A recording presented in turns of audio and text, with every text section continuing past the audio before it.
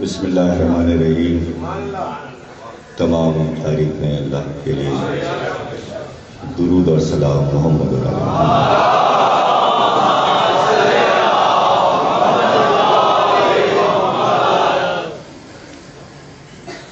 1431 ہے کہ 32 ہے؟ کیا؟ 32. کل 31 کا آتا ہے. 1432 ہجری کے شہر چیلوں کی دوسری تقریر آپ حضرات سماعت فرما رہے ہیں. موضوع ہے شان رسالت کے دو پہلو. موضوع اپنے اعتبار سے بہت زیادہ اہم ہے، اس لیے کہ ہم دونوں رخ سمجھیں اور دونوں کو آپس میں ملائیں گا اور الگ الگ دیکھنے کے بعد یہ فیصلہ کریں کہ جہاں شان رسالت کو سمجھنے میں کوتاہیاں ہوئی جو کہ نہیں ہونا چاہیے تھی، تو اب ان کا تسلسل نہیں ہونا چاہیے. اس لیے کہ جیسے جیسے انسان کا علم بڑھتا جاتا ہے تو اس کو فیصلہ کرنے میں آسانی ہوتی ہے. یہ بات مسلسل میں کہہ رہا ہوں کہ جب انسانی پیکر میں انسانی شکل میں انبیاء کو بھیجا گیا تو یہ طے شدہ بات ہے کہ وہ تمام اوصاف جو ایک اعلیٰ انسان میں ہوتی ہیں وہ سب انسانی پہلو اور انسانی رخ کے ساتھ انبیاء کو دیے گئے. اب ظاہر ہے کہ جب تک ہم انسان کو نہ سمجھیں، پہلے تو انسان کو سمجھنا ضروری ہے کہ اللہ نے انسان کو کیا کیا دیا. کیا کیا دیا؟ اللہ نے انسان کو 5 حصے دی. اگر ہم یہاں سے آغاز کریں یعنی دماغ، برین، عقل، ساری چیزیں، پھر اس میں سوچ، فکر، لیکن یہ 5 حصے انسان کو دی گئی ہیں اور یہ 5 حصے ہیں: دیکھنا، بصارت یعنی باصرہ، حس باصرہ، سننا، سننے کی طاقت، سماعت، حصے باصرہ، حصے سامعہ سننا، سونگنا ناک کا کھانا، حصے شامہ، حصے شامہ بولنا، بات کرنا، حصے ناطقہ نطق. اب اس کے بعد ہے محسوس، محسوس کرنا، گرمی، سردی، چوٹ محسوس کرنا. یہ کیا ہے؟ حصے لامسا. تو یہ 5 حصے انسان کو عطا کی گئی. تو اب انسان کو یہ حصے نہیں بلکہ یہ طاقتیں ہیں انسان. اب اس طاقت کو جہاں تک بھی انسان استعمال کرے اعلیٰ ترین ترقیوں پر لے جائے کہ دیکھنا کہاں تک دیکھ سکتا ہے، کہاں تک سن سکتا ہے؟ تو اب اس میں ظاہر ہے کہ آپ کو پتا ہے کہ 5 حصوں میں مختلف کیسز پائے جاتے ہیں. قریب بیٹھے ہیں نہیں سن رہے ہیں. سماعت اچھی ہے، سماعت اچھی ہے، لیکن آپ کہہ رہے ہیں ارے بھائی سنو، وہ کہیں اور دیکھ رہے ہیں. تو سب کی سماعت برابر نہیں، سب کی باسرہ برابر ہے. نطق بات کر سکتے ہیں، بول سکتے ہیں، لیکن مختلف طریقے کے کیسز ہیں. لفظ توڑ رہے ہیں، نہیں بول رہے ہیں، یا ہکلاہٹ ہے، لبنت ہے، تیز نہیں بول سکتے، آہستہ بول رہے ہیں، یا تیز بول رہے ہیں، آہستہ نہیں بول سکتے. مختلف صورت میں اسی طرح محسوس کریں. کتنا مارا جاتا ہے مجرموں کو، اثر ہی نہیں ہوتا.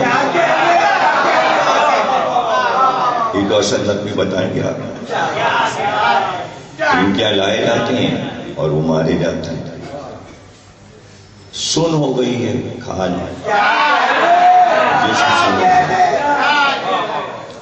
تو یہ ساری حصے جو ہیں ان کے مختلف رنگ اور کلرز ہیں، اور انسانوں کے پاس ہیں یہ طاقتیں، سب کے پاس ہیں. لیکن یہی طاقتیں جب انبیاء کو دی جاتی ہیں، جب انبیاء کو، اولیاء کو، اوصیاء کو، ائمہ کو دی جاتی ہیں، تو وہاں نقص نہیں ہوتا.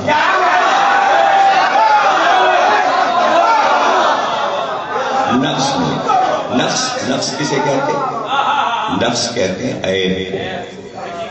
نون قاف صاد نقص، نقص نہیں ہے. لوگ نقص بولتے ہیں، نقصان کو نقص کو ملا دیتے ہیں. وہ الگ لفظ ہے، یہ الگ لفظ ہے.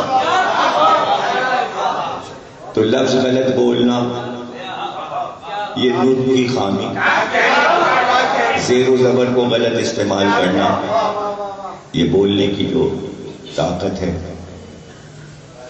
اس میں صحیح عقل کا استعمال نہ کرنا. لیکن جب یہی حصے وہاں ملتی ہیں تو بے عیب ہوتی ہیں، اس لیے کہ ان کی ذات بے عیب ہے.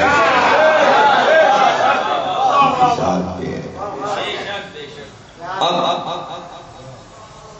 ایسا ہو سکتا ہے کہ عام انسانوں میں بھی کچھ لوگ پائے جائیں جن کی بصارت میں بھی عیب نہ ہو. امکان ہوتا ہے سماعت میں بھی عیب نہ ہو، نطق میں بھی عیب نہ ہو، شامہ میں بھی عیب نہ ہو. اب یہ شامہ بھی کچھ لوگ شامہ سننے کی طاقت ختم ہو جاتی ہے، بہت سے لوگوں کی سننے کی طاقت ختم ہو جاتی ہے، اور وہ اپنا کہتے نہیں ہمیں کوئی خوشبو نہیں آ رہی، کچھ بھی نہیں میں محسوس کر رہا ہوں. تو شامہ خراب اور ناقص ہو جاتا ہے. اور جو لوگ ایسے کام کر رہے ہوتے ہیں تو ان کے لیے ساری خوشبوئیں برابر ہو جاتی ہیں. مثلاً حلوائی، آپ پہچان سکتے ہیں کہ یہ بند کاغذ میں کون سی مٹھائی رکھی ہے، خوشبو سے پہچان لیں گے آپ کہ یہ برفی ہے، گلاب جامن ہے، امرتی ہے، جلیبی ہے. لیکن حلوائی کی ناک اتنی شکر سونگتی ہے کہ اس کی ناک جواب دے جاتی ہے، وہ ہر ایک خوشبو کو محسوس نہیں کر سکتا. اسی طرح جو لوگ چمڑے کا کام کرتے ہیں وہ اتنی خوشبو چمڑے کی محسوس کر لیتے ہیں کہ مسئلہ مشہور ہے کہ اگر انہیں عطر سنگھا دیا جائے تو وہ مر جائیں گے، موت واقع ہو جائے گی۔ تو جو جس ماحول میں رہتا ہے، اسی لیے لوگ آب و ہوا چینج کرتے ہیں۔ بعض شہروں کی آب و ہوا لوگوں کو راست نہیں آتی، زبردستی رہنے کی بات اور ہے، وسائل نہ ہونا اور ہے، لیکن آب و ہوا لوگ تبدیل کر لیتے ہیں کہ یہاں کی آب و ہوا راست نہیں آ رہی، تو اس کا تعلق نعت سے، شامہ سے۔ تو ہو سکتا ہے کہ اس کی شامہ بھی اچھی ہو اور نعت کا بھی اچھا ہو اور فاصلہ بھی اچھا ہو، اور وہ اپنی تمام حصوں میں کامل ہو، تمام حصوں میں کامل ہو۔ تو اب جو اللہ کے رہنما آئے ہیں اور وہ ایک انسان جو چنا جا رہا ہے دنیا سے، تو وہ برابر ہو گئے، پھر وہ برابر ہو گئے، اس لیے کہ نقص اس کے آدھی پایا نہیں جا رہا، عام انسان ہے۔ تو اب انبیاء کو جو حصے ملی ہیں ان میں عیب تو ہے ہی نہیں، نمبر ایک عیب تو ہے ہی نہیں، کسی حص میں نقص تو ہے ہی نہیں، لیکن اب اس عام آدمی سے بلند کرنے کے لیے تمام حصوں کو تیز کر دیا جائے گا، یعنی عام مادی نقطۂ نظر سے بھی تیز کر دیا جائے گا، یہ اس کے اختیار میں ہے، یعنی معجزہ نہ بھی بنائے تب بھی عام انسانوں کی حصوں سے اس کی تمام حصے بلند ہوں گے۔ آپ سنتے ہیں دور کی آواز سن لیتے ہیں، بعض لوگ بہت ہی دور کی سن لیتے ہیں، ایک ہی جگہ 10 آدمی بیٹھے ہیں، 9 کو آواز نہیں آئی، ایک نے سن لی۔ تو اس طرح ہوتا ہے کہ ایک کی حصوں میں طاقت ہوتی ہے، لیکن نبی کی، اولیاء اور ائمہ کی طاقت جو ہوگی حصوں کی، وہ افضل ترین اس صورت میں ہوگی کہ کوئی اس کے مقابل نہ آ سکے، کوئی اس کے مقابل نہ آ سکے، یعنی حضرت سلیمان کا تخت ہوا میں جا رہا ہے اور کافی بلندی پہ اڑ رہا ہے، لیکن بل میں چونٹی بات کر رہی ہے، اپنی قوم سے چیوٹی کا سردار باتیں کر رہا ہے، اور سلیمان وہاں سے چیوٹی کی آواز سن لیتے ہیں۔ تو اب ہماری سماعت اور ہدایت کرنے والوں کی سماعت، چونکہ وہ سب کے ہادی ہیں، صرف انسانوں کی نہیں، اور ہم تو خیر چیوٹی کی آواز سن ہی نہیں سکتے، ہم نے کبھی سنی نہیں، لیکن سلیمان نے چیوٹی کی آواز سن لی۔ یہ ہے سماعت کی طاقت، یہ سماعت کی طاقت۔ حضرت ابراہیم نے کعبہ بنا لیا، اللہ نے کہا پکارو، صدا دو حاجیوں کہ سب آؤ اللہ کے گھر کی طرف آؤ، حج کرنے کے لیے۔ تو ابراہیم نے کہا کہ کون سنے گا، یہاں کوئی ہے ہی نہیں۔ اللہ نے کہا تم آواز دو۔ یہ لطف کی طاقت، یہ حصے ناطقہ کی طاقت۔ تو اللہ نے کہا ابراہیم تمہاری آواز پہنچ گئی۔ ابراہیم نے کہا کہاں تک پہنچ گئی؟ کہا ماؤں کے شکم میں۔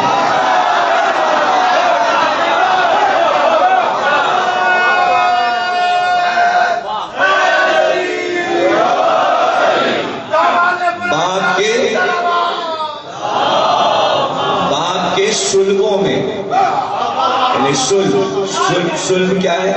سلب کہتے ہیں جینس کو، یعنی جینس کو کئی صدی آگے جانا ہے، اسی سے انسان بنتے رہنا ہے، اور جہاں تک آخری انسان جائے اس سلسلے میں وہاں تک وہ آواز پہنچ گئی۔ یہ ہے طاقت۔ شامہ خوشبو، فلسطین اور مصر اور کنان، یہ سب دور ہے۔ کنان کے ایک گاؤں میں، کنان شام میں ہے، سیریا شام میں، اور مصر میں یوسف اپنا کرتا بھجواتے ہیں اور وہ کرتا لے کے چلا، قاصد کرتا لے کے چلا، اور یعقوب یہاں اٹھ کے کھڑے ہو گئے شام میں، میں اپنے یوسف کی خوشبو پا رہا ہوں،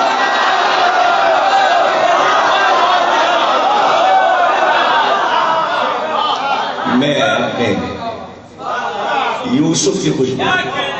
تو جو لوگ بیٹھے تھے وہ کہنے لگے دیوانے ہر وقت یوسف تصور میں رہتا ہے، یہاں یوسف کا وہ تو مر گیا، کا یقین کرو میں صحیح کہہ رہا ہوں، میری بات کا یقین کرو کہ یوسف کی خوشبو قریب آتی جا رہی ہے، اور قرآن کہتا ہے ایسے میں قاصد آیا اور یوسف کا کرتا یعقوب کے منہ پہ ڈال دیا۔ یہ آپ کے بیٹے کا کرتا ہے، یہ آپ کے بیٹے نے کرتا بھجوایا ہے۔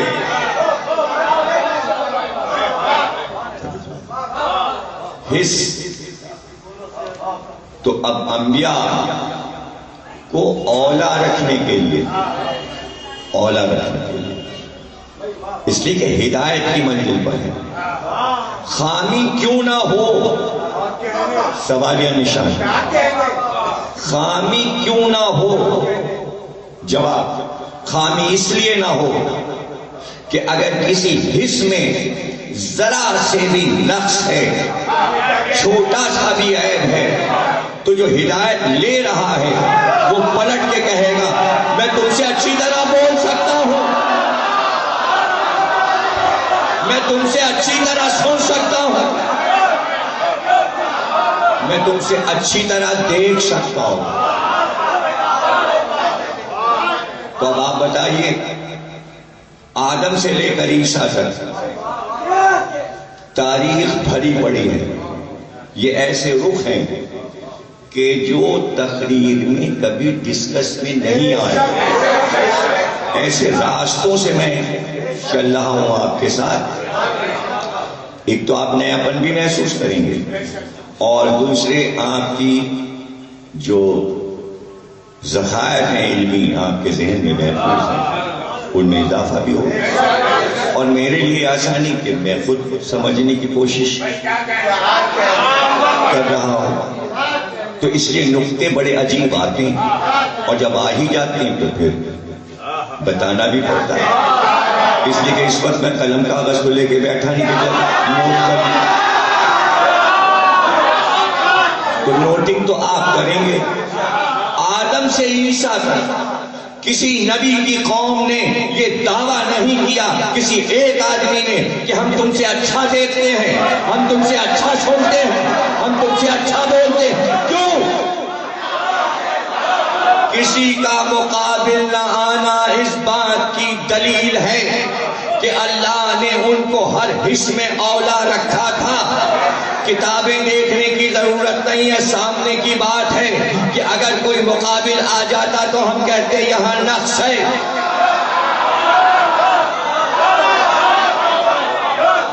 یہ انبیاء سے میں نے سمجھایا، سرکار آ گئے تو یہ تو آپ لکھ سکتے ہیں کتاب میں کہ امی کے معنی ہے، جسے لکھنا نہ آئے جسے پڑھنا نہ آئے، لکھ دیا آپ نے، لکھ تو لیا کہ لکھنا پڑھنا نہیں آتا تھا، جنہیں لکھنا پڑھنا آتا تھا وہ تو مقابل آتے۔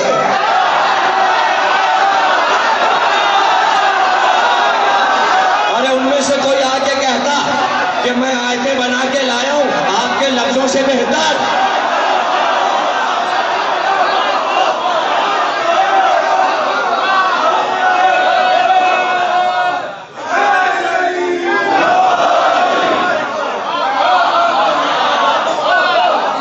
کوئی تو کہتا ہم آپ سے اچھی طریقے سے دیکھتے ہیں، ہماری باسرہ بہت افضل ہے، کوئی تو کہتا جب نبی نے یہ کہا تھا یہ بتاؤ اگر میں یہ کہوں اس پہاڑ کے پیچھے بھی لشکر چھپا ہے، نبی لشکر دیکھ رہے تھے، مکے والوں کو نظر نہیں آیا،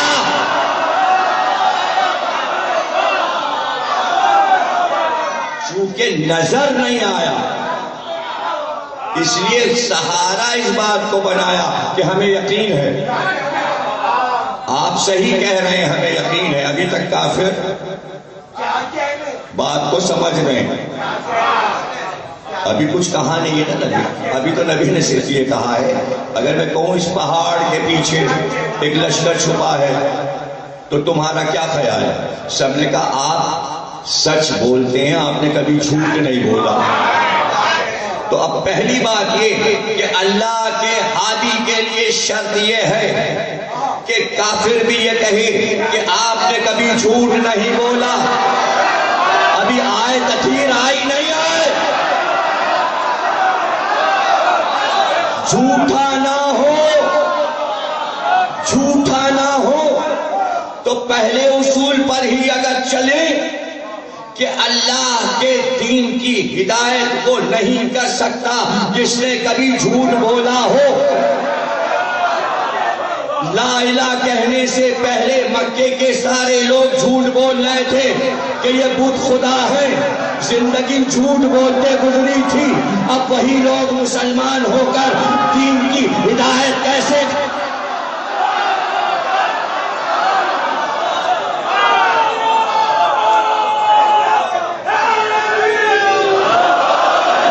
سچا ہونا ضروری ہے، اور اتنا سچا کہ ابھی نبوت کا اعلان نہیں کیا اور لوگ کہہ رہے ہیں کہ آپ سچ کہہ رہے ہیں. اس لیے کہ ہم نے کبھی آپ کو جھوٹ بولتے دیکھا ہی. تو کہا جب تمہیں یقین ہے کہ میں جھوٹ نہیں بولتا تو میں تمہیں بتاؤں اللہ ایک ہے. وہ یہ کہنا تھا کہ قیامت آ گئی. کیوں قیامت آ گئی؟ ابھی تو کہہ رہے تھے آپ سچے ہیں، آپ نے کبھی جھوٹ بولا ہی نہیں. جب کہلوا لیا تب کہا اللہ ایک ہے.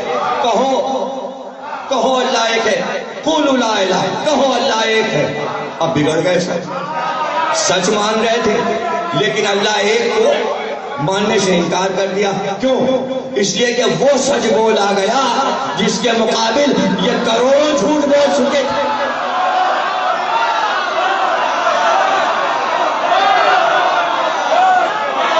جس کو جھوٹ کی عادت پڑ گئی تھی وہ اس سچ کو قبول کرنے میں دیر لگا رہا تھا. نہیں سمجھا؟ اب آپ جو یہ کہتے ہیں ساری دنیا ولایت علی مان لے، تاریخ کا جھوٹ بولتے جب صدیاں گزر گئی.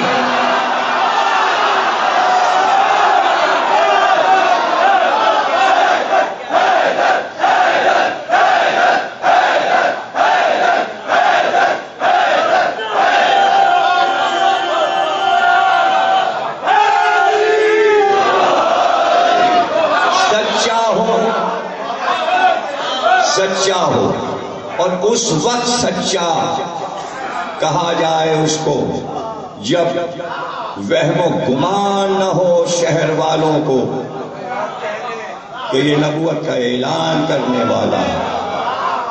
اس کے معنی اس کے کردار کو وہ دیکھ رہے ہیں کہ وہ صادق ہے اور امین ہے. نبوت کا اعلان نہ ہو اس وقت بھی وہ تمام صفات موجود ہوں جو انبیاء میں ہوتی ہیں. اس رخ کو آپ سمجھ رہے ہیں؟ یعنی شروع سے اس میں وہ ساری باتیں موجود ہوں جو نبی ہونے کے بعد پرکھی جائیں گی. یہ نہیں کہ نبوت شروع ہو تو پھر صداقت بھی دے دی، عبادت بھی دے دی، صحابت بھی دے دی، نجابت بھی دے دی. نہیں، یہ سب پہلے دے چکا، یہ سب موجود ہے، ہر چیز کا خزانہ موجود ہے. تو پھر جو نبی کا ہمسر ہو، جو نبی کے گھر کو آباد کرے گی، جو گھر بنائے گی، جو خاندان بنائے گی، تو ایسا نہ ہو کہ کہا جائے کہ اس خاندان نے بھی کلمہ بعد میں پڑھا. بحث تو اٹھ جائے گی. اس لیے شادی سے پہلے خدیجہ کو پورا عرب طاہرہ کہتا ہو. طاہرہ بی نہیں سمجھے آپ؟ تمام عیسائی قوم مریم کو طاہرہ کہتی تھی. ارے کہاں مریم جس کے لیے لقب طاہرہ اور کہاں خدیجہ؟ دور دور نہیں پتا کہ محمد کی زوجہ بنے گی اور طاہرہ.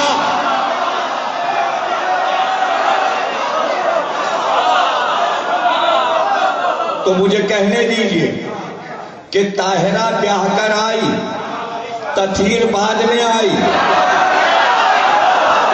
کہوں جملہ، ارے یہ طاہرہ کے قدموں کی برکت تھی کہ گھر میں تطہیر آئی.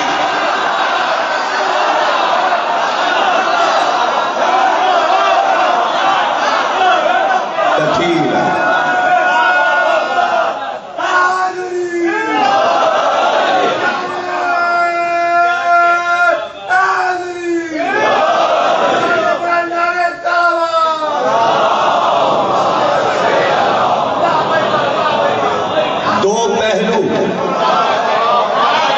دو پہلو. ایک پہلو کہ اللہ نے تمام اختیار اپنا دے دیا، اختیار دے دیا.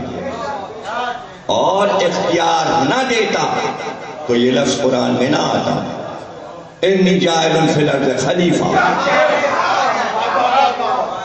یہی لفظ کیوں آیا؟ حاکم بنا کے بھیج رہا ہوں، بادشاہ بنا کے بھیج رہا ہوں. خلیفہ، خلف، خلف کسے کہتے ہیں؟ باپ کے بعد جب بیٹا آتا ہے اسے خلف کہتے ہیں. بعد آنے والا جو وارث ہو وہ ہے خلف. اسی لیے آپ کیا بولتے ہیں کہ اگر اپنے باپ کا بیٹا نہیں ثابت ہوا عادات و اطوار و کردار میں تو باپ خود ہی کہتا ہے اور لوگ بھی کہتے ہیں نا خلف ہے. خلف سے تو خلیفہ بنا ہے، اپنے بعد بنا رہا ہوں. اللہ کیا کہہ رہے ہیں؟ میں اپنے بعد بنا رہا ہوں، بیچ میں کوئی نہیں ہے، یعنی بلا فصل بنا رہا ہوں.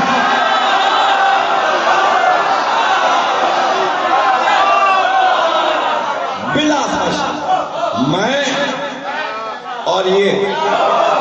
تو جب میں اور یہ تو براہ راست اختیارات بھی دے رہا ہے،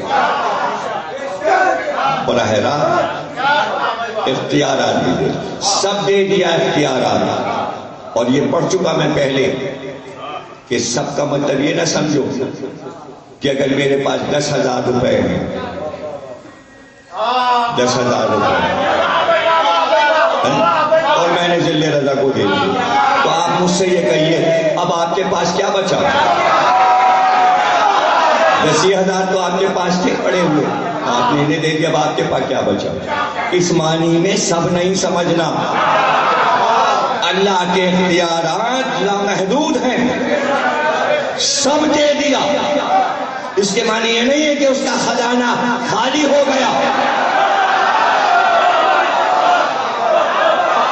نہیں، خزانہ اس کا ایسے ہی سجا ہے.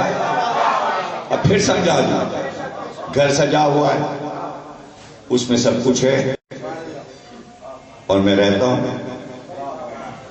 جتنی ضرورت کی چیزیں ہیں اور پیسے بھی رکھے، کھانا پینا یہ سب رکھا ہے.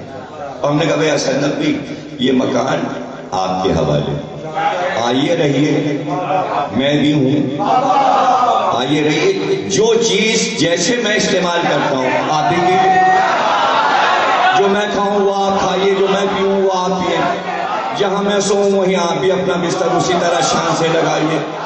یہ ڈرائنگ روم آپ استعمال کیجیے.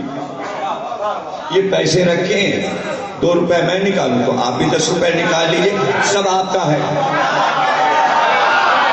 تو اب جب میں نے حسن نقوی کو سب پورا مکان دے دیا، سب دے دیا اور رہ میں بھی رہا ہوں، تو کیا میرے پاس کچھ نہ رہا؟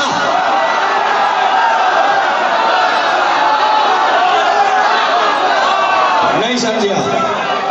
تو کیا میرا کچھ نہ رہا، سب حسن نقوی کا ہو گیا. گھر میرا ہے، گھر میرا ہے، اختیار میرا ہے، ابھی تم یہاں آؤ۔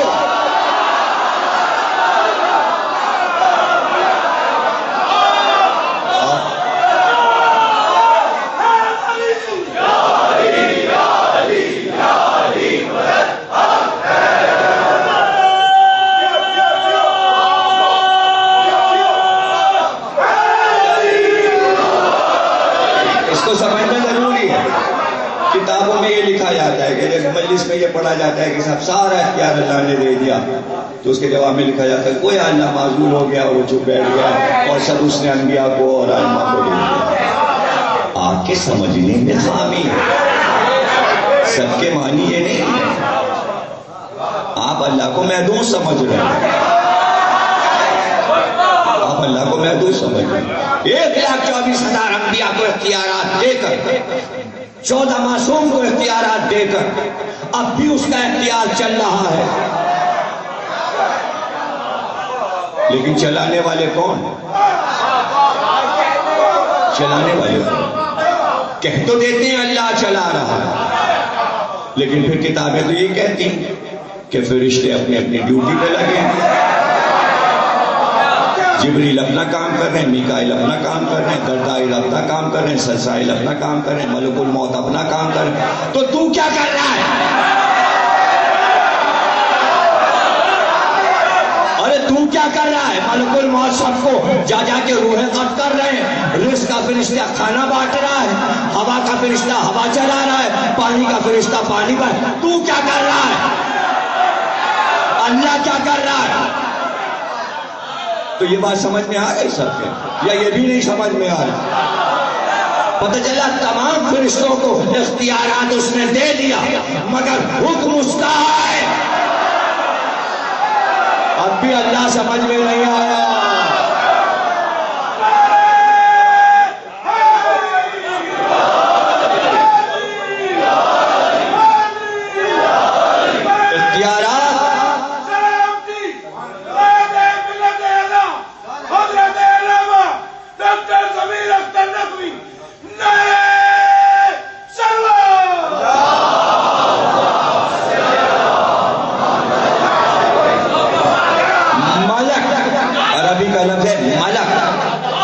ملک کے معنی آپ کو معلوم؟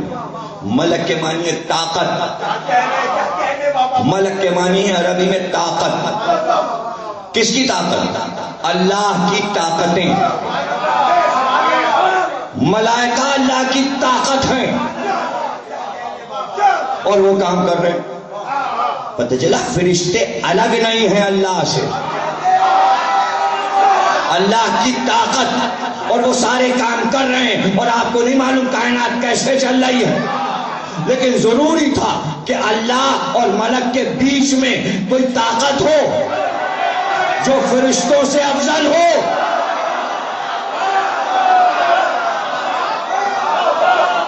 جو فرشتوں سے افضل ہو۔ یہاں پہ تھوڑے سے آپ ہلکے پڑ گئے، اس لیے کہ آپ بھول گئے۔ دیکھیے ذہن میں خاکہ بنتا رہنا چاہیے تقریر سننے کا، کسی چیز سے کسی چیز کو ملانا ہے جلدی جلدی جب تقریر سننی ہے۔ افضل ہو تو افضل بنائے، مٹی کا پتلا بنایا، فرشتوں نے کہا اس کو کیوں بنا رہا ہے؟ ہم میں سے کسی کو بنا، کہ کیسے بنائے تمہیں؟ بتاؤ کیا آتا ہے تمہیں؟ صرف نامی تو سنانے، نہ الف بے تو سنانا، پوری الف بے بھی فرشتوں کو یاد نہیں۔ جب نہ سنا سکے فرشتوں نے کہا ہمیں جتنا تو نے سکھایا اتنا ہی آتا، ارے تو وہی سنا دیتے جو سیکھا تھا، وہ کیوں نہ سنا دیا پرانا سبق؟ لیکن وہ جان رہے تھے کہ یہ نئی بات پوچھی جا رہی، اسما بتاؤ، نام بتاؤ۔ اس کے معنی فرشتوں کو نام نہیں معلوم تھے۔ اللہ نے آدم سے کہا، آدم نے سنا دیا۔ جب آدم نے سنا دیا اللہ نے کہا دیکھا اس لیے اس کو خلافت دی ہے کہ یہ عالم ہے، تم عابد ہو، تم عبادت کرنا جانتے ہو لیکن علم نہیں ہے۔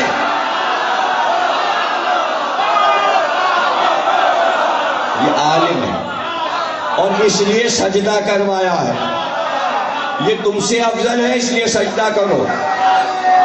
تو اب عابد کا کام ہے علم کے لیے سجدہ ہو، علم پر سجدہ ہو. یہ ہے علم کی بلندی. اللہ نے رخ بدلوایا، سجدہ علم کی طرف ہو.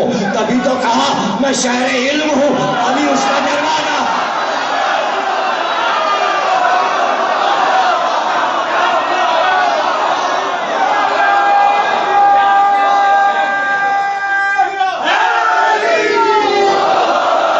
افضل ہو. آدم فرشتوں سے افضل، اور بڑے فخر سے تمام انسان یہ کہتے ہیں جن نے دین کو سمجھا اور سنا ہے، بڑے فخر سے سب کہتے ہیں اشرف المخلوقات ہیں ہم. کیا بات ہے! مخلوقات، فرشتے،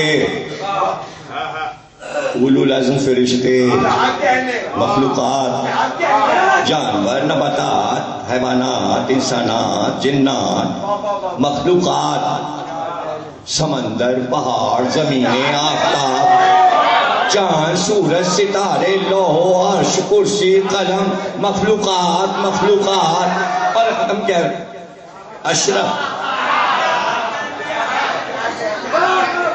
آپ اشرف بن جائیں، آپ اشرف بن جائیں، آپ سپر بن گئے ہر مخلوق سے. کیوں کہتے ہیں سب کہ ہم اشرف المخلوقات؟ آدم کی وجہ سے. ہم آدم کی نسل میں ہیں، ہم آدم کی نسل میں ہیں، اس لیے ہم اشرف المخلوق. کہہ دیا تھا اللہ نے اشرف بنا رہے ہیں، اشرف بنا رہے ہیں، اشرف المخلوقات. تو آپ کو اتنا شوق ہے اشرف بننے کا، بڑا شوق ہے اشرف بننے کا. تو اللہ اپنے ہادی اور آئمہ اور اولیاء اور انبیاء کو ساری کائنات سے اشرف نہیں رکھے گا. جب آپ بن سکتے ہیں اشرف، یہ بات میں اگر آپ اشرف ہیں تو آپ نے کتنی بار جبریل کو دیکھا ہے؟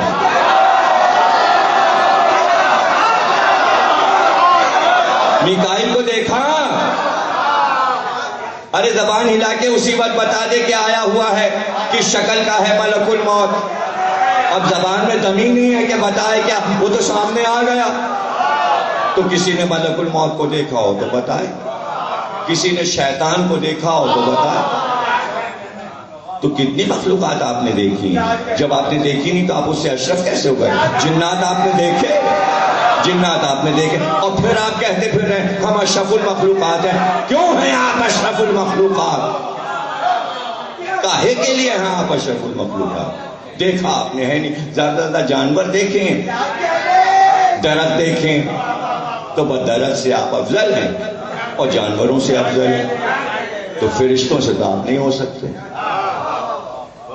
پھر کہا ہے کہ اشرف المخلوق ہے. کتنے لوگ غصے میں بیٹھے ہوئے ہیں، دیکھیے ہماری ڈگری چھینے لے رہے ہیں. کہتے کہتے زبان تھک گئی نا. تو کبھی کبھی جو بولا جاتا ہے اگر اس کا آپریشن ہو تو پتہ چلتا ہے ہم غلط بول رہے تھے. اگر اشرف بننا ہے تو رشتہ اشرف سے جوڑنا پڑے گا، اور زیادہ دور نہیں جانا، صرف نجف اشرف.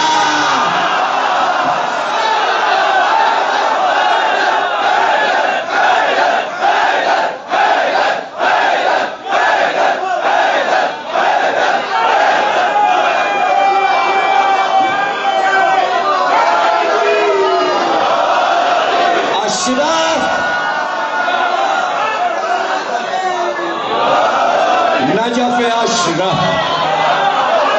اب اشرف کے معنی معلوم ہوئے کہ آدم کو اشرف اس لیے بنایا. آدم اشرف کیوں قرار پائے؟ اس لیے کہ نجف کی مٹی اشرف ہے. آدم کا پتلا نجف کی مٹی سے بنا.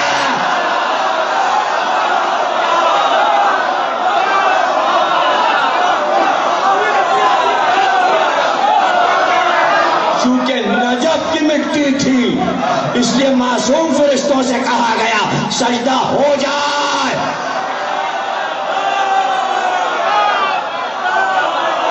سجدہ ہو جائے. نجف سے مٹی اٹھائی اور پھر پتلے آدم بنایا. سمجھ گیا؟ اصل مٹی تو وہی ہے، لیکن اللہ نے کہا کہ ہر زمین سے مٹی لاؤ، ہر زمین سے مٹی لاؤ. اور یہ بات تو آپ اگر پڑھیں گے اس سبجیکٹ کو تو آپ کو پتہ چلے گا، ورنہ یوں اگر سبجیکٹ نہیں پڑھا تو صرف جہاز پہ بیٹھ کے جب کسی غیر ملک جا رہے ہوں تو صرف اس نظریے سے ونڈو کی طرف دیکھتے رہیے کہ کس کلر کی زمینیں آ رہی ہیں. تو اللہ نے قرآن میں کہا ہم نے مختلف الالوان، مختلف رنگوں کی زمینیں خلق. کہیں لال خطے ہیں، کہیں زرد ہیں، کہیں سیاہ ہیں، کہیں سبز ہیں، کہیں نیلے. زمین ایک ہی ہے لیکن مٹی کے رنگ بدلتے جاتے ہیں.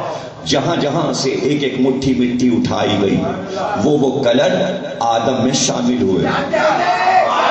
اب جب مخلوقات آئی تو اس کے اثرات ابن آدم میں آئے، کوئی کسی رنگ کا، کوئی کسی رنگ کا، کوئی کسی رنگ کا، کوئی کسی رنگ کا. رنگ بدل گئے اور صرف چہرے کے رنگ نہیں بدلے، رنگ رنگ کے رنگ بدل گئے.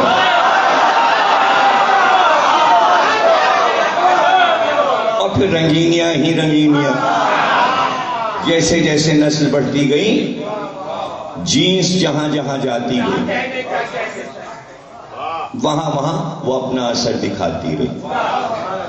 اور پھر وہ دیسوں میں، قوموں میں تقسیم ہو گئے، اپنی اپنی زمینوں کی طرف پلٹ گئے.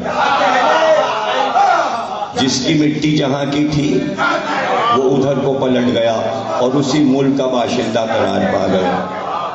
آدم کی خاص مٹی نجف کی تھی، جب وہ پلٹے تو نجف کی طرف.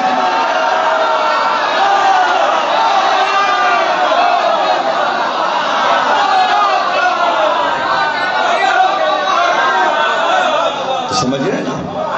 جب تک آپ اندرونی طور پر ان باریکیوں کو، ان رموز کو نہیں سمجھیں گے، یہ دعویٰ بیکار ہے کہ ہم بہت جانتے ہیں اپنے مذہب کے بارے میں. اور میں پڑھ چکا ٹیلی ویژن کے میٹرو کیشے میں پڑھ چکا کہ الف دے دیا امام نے شاگرد کو، امام صادق نے اپنے شاگرد کو الف دے دیا. اس کا مولا کچھ علم عنایت ہوگا، جا دے دیا الف.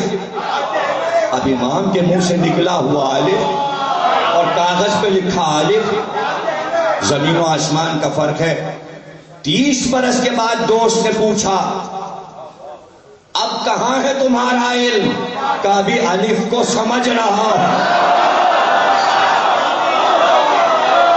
تو سارا علم الف میں تھا. صحابی تھا، اسے پتا تھا کہ الف میں کیا کیا ہے. تو کوئی یہ دعویٰ کرے سب سمجھ لیا، سب جان لیا، نہیں ابھی آپ کچھ نہیں جانتے. جب ہم نہیں جانتے تو آپ کیسے جانتے؟ اور سمجھنے کے لیے ہی تو یہ ساری گفتگو ہو رہی ہے. چونکہ علم کا شوق ہے اس لیے پڑھ رہے ہیں تاکہ سمجھ میں آئے. آپ سمجھنا چاہ رہے ہیں اس لیے سن رہے ہیں. جو نہیں سن رہا اس کا علم سے کیا واسطہ؟ بھائی وہ کیوں سنے؟ اس نے پچھلا نہیں سنا، اس کو پتا نہیں بیک گراؤنڈ کیا ہے، کہاں سے بات ہو رہی ہے، باتیں کیسی ہیں، یہ کدھر کی باتیں ہیں. تو جب سمجھ میں نہیں آئیں گی تو بیٹھے گا کیوں؟ تو میں تو بتا چکا، سامعہ اعلیٰ ہو، اعلیٰ اسی وقت ہوگا جب اعلیٰ کو مانے. اعلیٰ ہی کو نہ مانے بلکہ اولیٰ کو مانے. صرف اولیٰ کو نہ مانے، مولا کو مانے، تاکہ علم میں اضافہ ہو. جو سنے وہ علم بن جائے. دیکھیں سب کچھ سنا، سن لینا کافی نہیں. کان میں آواز اترے تو علم بن جائے. اس منزل پر آنا چاہیے جو بولے وہ علم بن جائے, وہ علم بن جائے. حشام نکل گئے بغداد, امام صادق کے شاگرد, اور وہاں پہنچے. بغداد میں بڑا عالم بیٹھا تھا, مجمع لگا تھا, یہ بھی پہنچ گئے. انہوں نے گفتگو شروع کی, مجمع حق بق ہو گیا, عالم دیوانہ ہو گیا, یہ جیت کے آ گئے. وہ اٹھ کے بھاگ گیا جو وہاں کا مفتی اعظم تھا بغداد کا. پبلک بھی گئی کہ یہ تو جاہل ہے, ہم اس کے پیچھے چل رہے تھے کہ یہ بڑا عالم ہے. ایک بدو آیا ہے مدینے کا اور اس کو زیر کر کے چلا گیا, ایک سوال کا تو جواب دے نہیں پایا. اب چلے حشام بغداد سے, اب جس گاؤں سے گزر رہے ہیں علی کے چاہنے والے حشام آ رہے ہیں, حشام آ رہے ہیں. کوئی ہاتھ چوم رہا ہے, کوئی بوسے دے رہا ہے, کوئی گلے لگا رہا ہے, کوئی مبارکباد, اور مجمع ہے کہ بڑھتا جا رہا ہے. اور اس مجمع کے ساتھ مدینے تک, اور آئے ہیں مدینے میں. امام نے کہا ہمارا چاہنے والا آ رہا ہے اور جیت کر آ رہا ہے, مناظرہ جیت کر آ رہا ہے. آ گئے حشام. امام نے دیکھا, اٹھ کے کھڑے ہو گئے, لپٹا لیا حشام کو, سر کی مٹی جھاڑی, کپڑوں سے گل جھاڑی, پانی منگوایا, غذا منگوائی, کا بیٹھو حشام, کھانا کھاؤ, پانی پیو. جب سیر ہو گئے, امام نے کہا ذرا بتاؤ یہ جو تم جیت کے آ رہے ہو علم کا میدان, کس طرح جیتا؟ امام پوچھے صحابی سے, ارے جس کا علم کائنات میں پھیل چکا, جو سمندر سے بھی اعلیٰ علم ہے, وہ پوچھے حشام سے مجھے بتاؤ تم کیسے جیتے؟ کہ مولا بس میں نے اس سے کہا کہ بھائی دیکھو بغیر امام کے دین نہیں چلتا. اس نے کہا امام کی کوئی ضرورت نہیں ہے اور دین چل سکتا ہے, ہم چلا رہے ہیں. تو ہم نے کہا کہ بغیر امام کے کیسے چل سکتا ہے؟ ہم نے اس سے پوچھا تمہاری آنکھیں ہیں؟ اس نے کہا یہ کیسا جہالت کا سوال کر رہے ہو؟ حشام کہنے, میں نے کہا تم جواب دو, ہاں کہو یا نہیں کہو. تو کہنے لگے حشام میں نے کہا آنکھیں ہیں؟ اس نے کہا ہیں. پھر میں نے کہا کان ہیں تیرے؟ اس نے کہا ہے. میں نے کہا دہن ہے؟ اس نے کہا ہے. میں نے کہا ناک ہے؟ اس نے کہا ہے. اور یہ پانچوں حصے آ گئی. تیرے ہاتھ ہیں؟ اس نے کہا ہے. میں نے کہا تیرے پیر ہیں؟ اس نے کہا ہے. میں نے پوچھا یہ آنکھیں کون چلا رہا ہے, یہ کان کون چلا رہا ہے, یہ ہاتھ کون چلا رہا ہے؟ کہ یہ دل چلاتا ہے, یہاں سے لہو چلتا ہے اور وہ سارے اعضاء کو چلا رہا ہے. تو میں نے کہا وہی دل تو تیرے جسم کا امام ہے. امام نہ ہو تو اعضاء کام نہیں کرتے.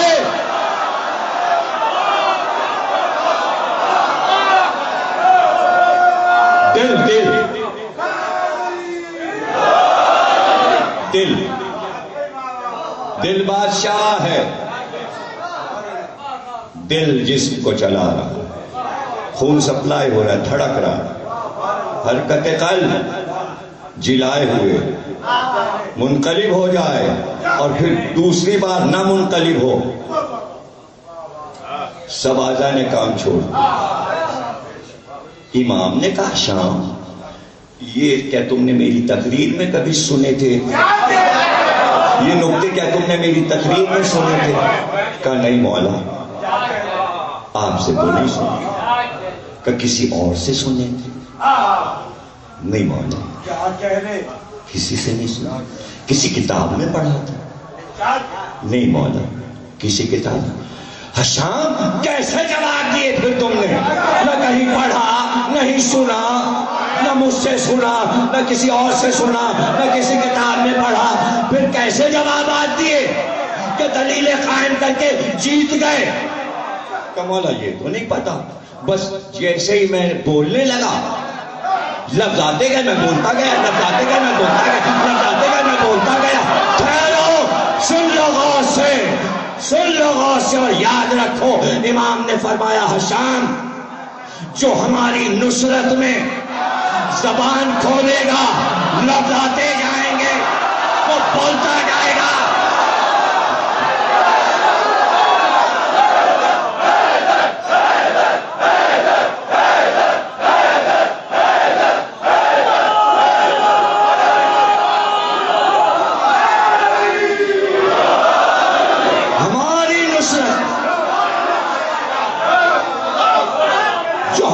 نصرت میں بولے گا وہ جو بولے گا وہ علم ہوگا. اس کے بعد کا سنو حشام یہ جتنی دلیلیں تم دے کر بغداد کی مسجد میں آئے ہو یہی دلیلیں ہمارے حق میں توریت میں بھی لکھی ہیں اور انجیل میں بھی لکھی ہیں. نہ تم نے توریت پڑھا نہ تم نے انجیل.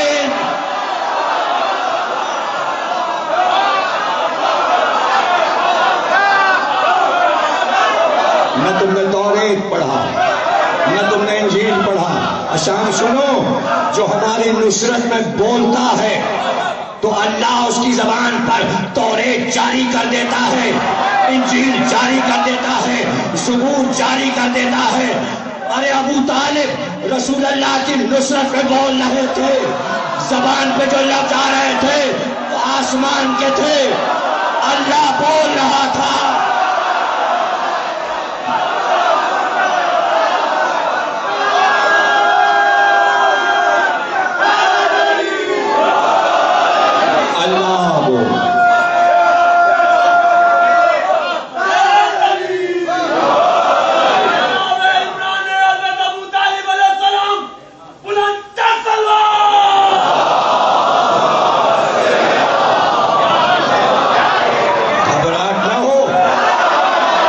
پریشانی نہ ہو, دلائل کے ساتھ آ رہا ہوں تاکہ کہیں پر غلط فہمی نہ ہو جائے کہ کیا کہہ دیا اور کیا پڑھ دیا. ہاں بول رہا تھا, اللہ بول رہا تھا. علی تو شہر علم کے دروازے تھے. اگر نہج البلاغہ کے خطبے فصاحت اور بلاغت کا سمندر بہا رہے تھے تو وہ آسمانی زبان بول رہے تھے. لیکن زینب کے لیے عبداللہ ابن عباس نے کہا عالمہ غیر معلمہ, ایسی عالمہ جس کو سکھایا نہیں گیا.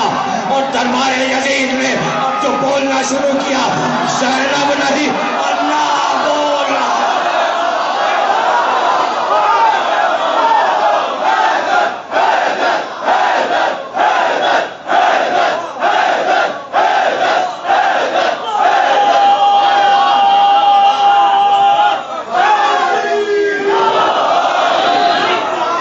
اللہ بول رہا.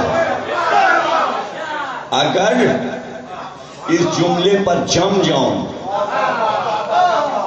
کہ خطابت زینب میں اللہ بول رہا تھا اور کسی شیعہ کو اعتراض ہو, پورا اشرا اسی جملے پہ پڑھوں گا, پورا اشرا پڑھ کے بتاؤں گا کہ ہاں اللہ بول رہا تھا.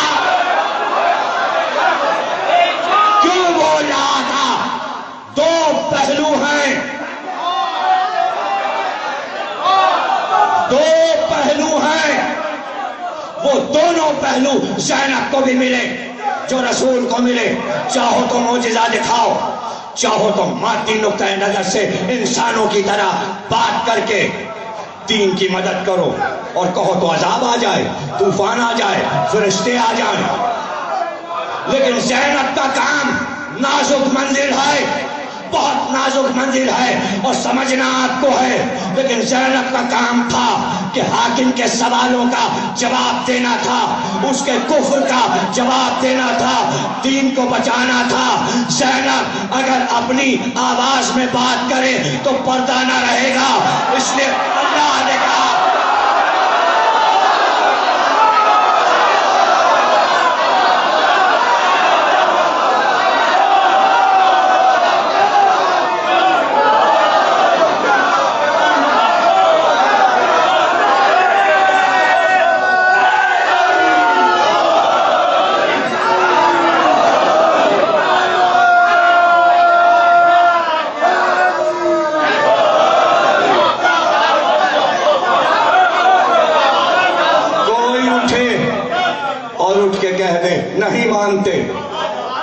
کیا قرآن کو بھی نہیں مانتے؟ قرآن کو بھی نہیں مانتے۔ موسیٰ نے کہا اپنی بیوی صفورہ سے کہ میں جاتا ہوں، آگ لاتا ہوں، سردی بہت ہے۔ اب جو بڑے پہاڑ کی طرف ایک درخت سے آگ اٹھ رہی تھی، آواز آئی موسیٰ تمہارا رب بول رہا۔ ارے درخت میں اپنی زبان ڈال دے، زینب تو محمد کی نواسی۔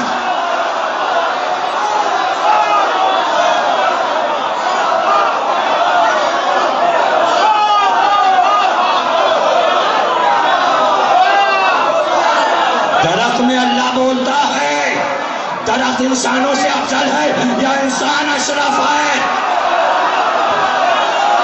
محمد اشرف ہے، محمد کی بیٹی اشرف ہے، درخت اشرف نہیں ہے۔ درخت اشرف نہیں ہے۔ اور یہ کہتا تو درخت سے آواز آ رہی، درخت رب ہو گیا۔ یہ کہتا میں متکلم ہوں، جس چیز میں چاہوں آواز پیدا کروں۔ یہ کہنے کی کیا ضرورت تھی موسیٰ ڈرو نہیں، میں تمہارا رب بول رہا ہوں۔ میں سمجھتا ہوں کہ درخت نے اس لیے بولا اور کوہ طور پہ اس لیے بولا کہ جب زینب بولے تو لوگ شک نہ کریں۔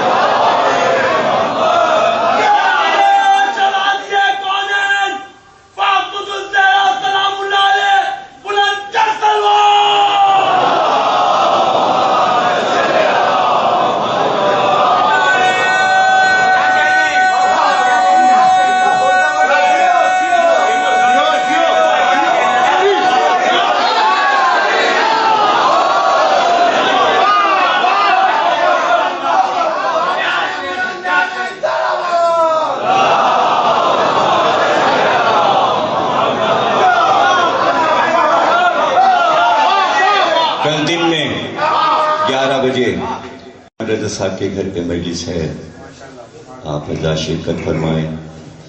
وہی اعلان کرانے کے لیے وہ آئے تھے۔ کل 11 بجے دن میں 11 کے مطلب یہ آتے سو کے اٹھتے 12 بجے، اور کل کوئی سنڈے تو ہے نہیں، تو جو لوگ آفس نہیں جاتے وہ تو آ جائیں، ہاں وہ بھی آ جائیں، اور جو 11 اور 12 تک آ جائیں، اور جو چھٹیاں ہیں جن کی وہ آ جائیں، پہنچیں، گفتگو ہوگی انشاءاللہ۔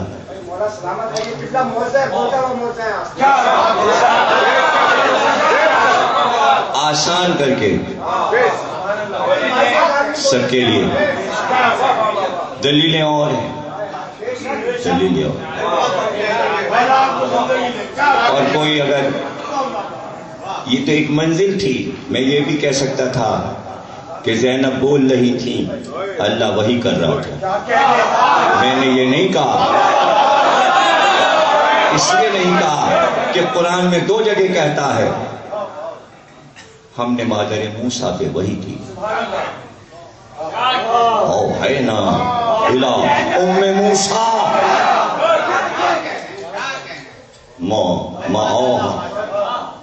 ہم نے وحی کی شہد کی مکھی، ہم نے وحی کی مریم پر، ہم نے وحی کی مریم، تو ظاہر فرشتہ آیا ہوگا، مادر موسیٰ کے پاس بھی فرشتہ آیا ہوگا، جناب مریم کے پاس ثابت ہے کہ فرشتہ آیا وحی لے کر۔ تو اگر یہ کہہ دوں تو گفتگو تھی اشرف کی بیٹی ہے تو مریم سے افضل ہے، مادر موسیٰ سے افضل ہے۔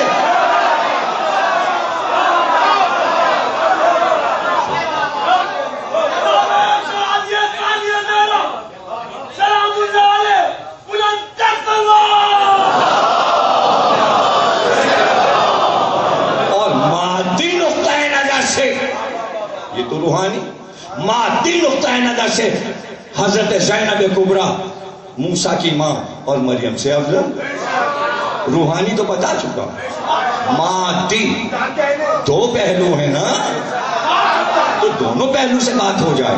مادی نقطۂ نظر سے مادر موسیٰ کے دو بیٹے تھے، ایک موسیٰ ایک ہارون، مریم کا ایک بیٹا تھا عیسیٰ، لیکن نہ مادر موسیٰ کے بیٹے دونوں اللہ کے لیے قربان ہوئے، نہ مریم کا بیٹا قربان ہوا، زینب کے دونوں بیٹے اللہ کے لیے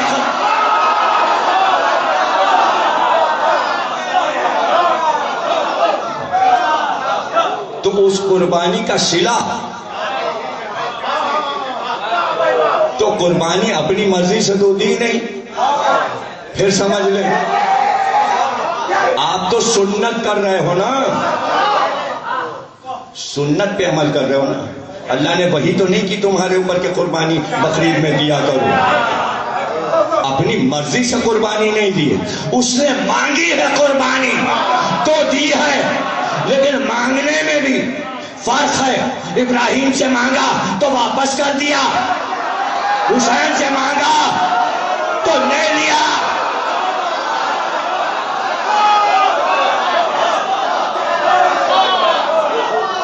ابراہیم بیٹا تمہیں مبارک ہو، مانگا تھا زندہ مبارک ہو، اور یہاں نہیں، ہم چاہتے ہیں یہ قربانیاں ہوں، یہ قربانیاں ہوں، تو بس اتنا ہی تو سنا ہے بہن نے، ماں سے جو باتیں سنی ہیں وہ کبھی بابا سے باتیں ہوں، اور وہ بھی اس وقت کہ جب کوفے کی عورتیں شہزادیوں کی خدمت میں آتی اور دستے ادب باندھ کر بی بی ہمیں تفسیر قرآن سکھائی، تو حضرت زینب قرآن کھول کر تفسیر سناتی، ایک دن سورہ مریم سنا رہی تھی، اور ابھی شروع کیا تھا کاف یا عین صاد، علی آگے کہ زینب ان تمام حروف میں کربلا ہے، اب جتنا کربلا علی نے بتایا زینب، لیکن بی بی اتنی واقف ہیں کربلا سے۔ دیکھیے جناب سیدہ کہ گھریلو کام کتنے تھے، کبھی ان پہلوؤں پر بھی گفتگو کیجئے مادی نقطۂ نظر سے، وہ لکھے ہوئے بچوں کے لیے کھانا پکانا، اگر ہے آٹا ہے، نہیں ہے تو نہیں، بچوں کے کپڑے دھونے، بچوں کے سر دھونے، سمجھ، جھاڑو دینا، گھر میں صفائی کرنا، چرخہ کاٹنا، سوت بنانا روئی سے کپاس سے، یہ ہے بی بی کے کام۔ اور جب فرصت ملی رات پوری عبادت میں اللہ کی بارگاہ، اور اگر کچھ وقت سے پہر کا مل گیا تمام کاموں سے، صبح کے سارے کام ختم ہو گئے، کھانا بھی ہو گیا، صفائی بھی ہو گئی، کپڑے بھی دھو لی، تو اب بیٹھ گئی آ کے اپنی نشست پہ، اور زینب چھوٹی سی آ کے پاس بیٹھ گئی، اور بس یہ دیکھا کہ ماں نے کچھ کپڑے نکالے اور سوئی دھاگا نکالا اور ایک کرتا سینا شروع کر دیا۔ ایک دن پوچھ لیا بیٹی نے، اماں اکثر یہ کرتا سیتے دیکھا ہے، لیکن جب آپ یہ کرتا سیتی ہیں تو آپ کے آنسو گرنے لگتے ہیں۔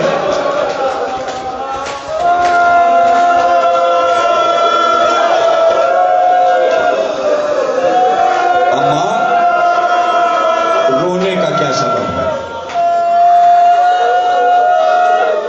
تو اس وقت زینب سے باتیں کرتی ہیں، چھوٹی بچی سے باتیں کرتی ہیں. شہزادی زینب 4-4.5 برس کی ہیں. جب ماں دنیا سے گئی تو 5 برس کی تھی. تو ماں جو باتیں کرتی ہے وہ 2-4 جملے ہیں. کہتی زینب میں نے حسین کو بہت لاڈ سے پالا.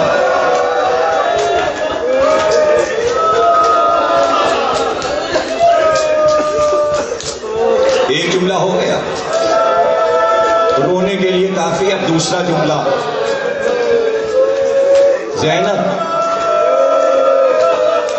ہم نے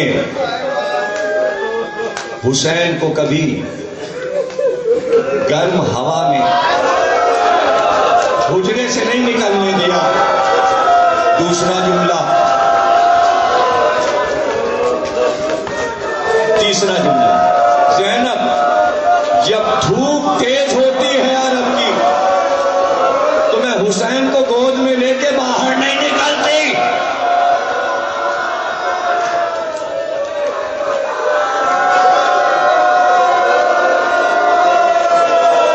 چوتھا جملہ سنیں گے اور تقریر ختم ہو جائے گی.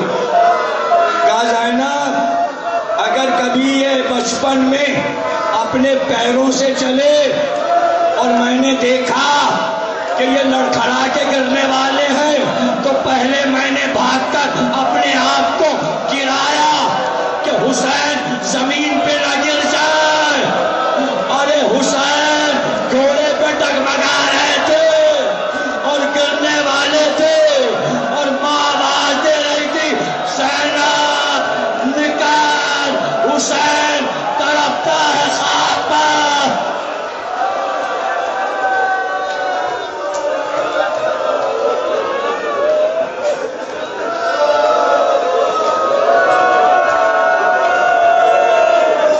بارے اس عبادت کو قبول فرما. ہمیں کوئی غم نہ دینا سوا مولا حسین باپ کے محمد علی محمد. ہمیں جو بیمار ہیں انہیں شفا عطا فرما. تمام مومنین کو حج و زیارت سے مشرف فرما. جو اولاد نرینہ نہیں رکھتے انہیں اولاد نرینہ عطا فرما. پروردگار وافر مقدار میں نے رزق عطا فرما بحق محمد علی محمد. تمام مومنین کی حفاظت فرما بحق جناب سید سجاد، بحق جناب علی اکبر. پروردگار جنت البقیع کو تعمیر فرما. معصومین کے روزوں کی حفاظت فرما بحق محمد اور آل محمد. تعجیل فرما، ظہور فرما.